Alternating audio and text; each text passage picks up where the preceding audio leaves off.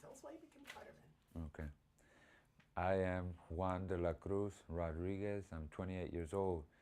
And honestly, the reason I became a fighter, I still do, like Oscar de la Hoya a lot. And I also blame Rocky, the movies Rocky. And I just fell in love with the sport, and I haven't stopped loving boxing ever since I was a kid. I remember when we were kids, being boys and having our parents, they would make us box. They bought boxing gloves somewhere in Manhattan. We were kids, we were like 5, 6 years old. And they made all the kids just box, and ever since that, I just started liking boxing When did you because start of as Oscar de la Hoya. when did you start as an amateur? As an amateur, when I was like probably 14 or 15 years old, I started boxing at 14.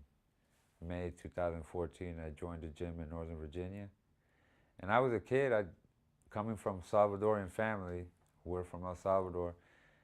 Boxing is not popular in El Salvador. It's mainly soccer in all of Central America. So it was weird when everyone found out that I fell in love with boxing, and I just stuck with it. And haven't let go of boxing ever since. What kind of boxer are you?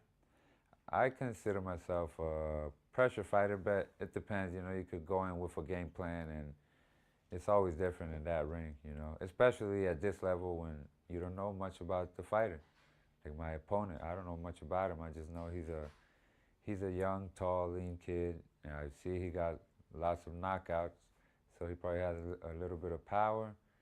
But we'll find out that first round what type of fighter he is and what he brings to the fight. What kind of strategy are you going in with tomorrow? Like I said, we'll find out tomorrow.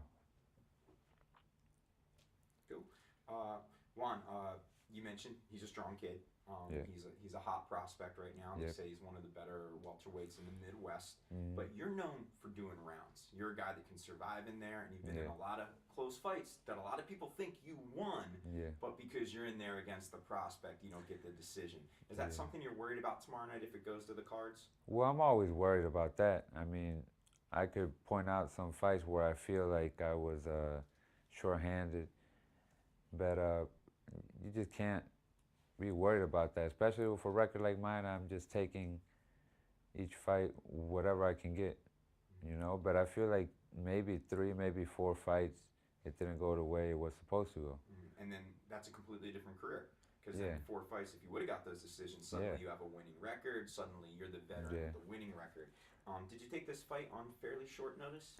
Honestly, yes. It was like probably 2.5 weeks, but I was in the gym. Of course, I wasn't training hard like when you do have a fight scheduled, but I was in the gym working. But when I found out, of course, I trained even harder, took it to the next level. And this will be your 20th professional fight, and that's a number for a lot of guys that really separates the men from the boys. You fought in a professional ring 20 Yeah. times. How do you feel having 20 fights as a grown man?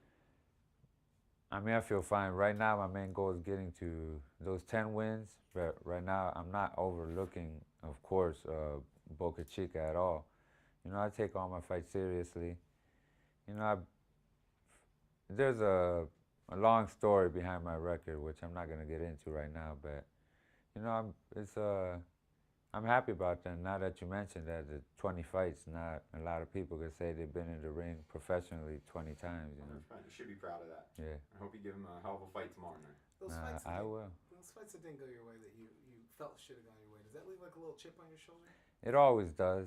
It always does. But, I can't be thinking about that all the time. I just got to go move forward and see what's out there. Look at my next opponent.